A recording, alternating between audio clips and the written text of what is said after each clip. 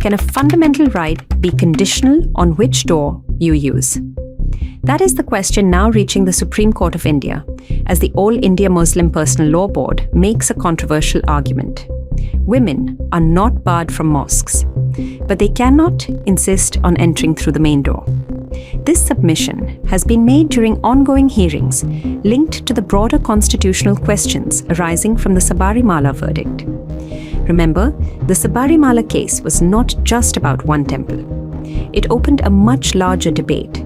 Can religious practices override fundamental rights? And more importantly, who decides what is an essential religious practice? Now, that debate has expanded beyond temples, into mosques, into gender rights, and into the very idea of equality before law. The AIMPLB's argument is nuanced, but also deeply contentious. They are essentially saying, yes, women can enter mosques, but no, they cannot demand equal access to all entry points, particularly the main entrance. Why? Because, according to them, religious practices and customs have their own structure, and not every differentiation amounts to discrimination.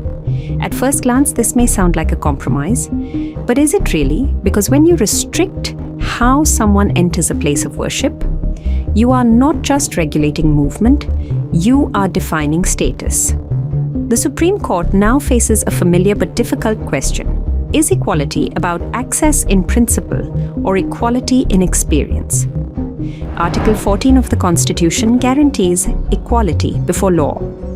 Article 25 guarantees freedom of religion. But what happens when the exercise of religion creates visible differences in dignity? This is exactly where the Sabarimala judgment created a landmark shift.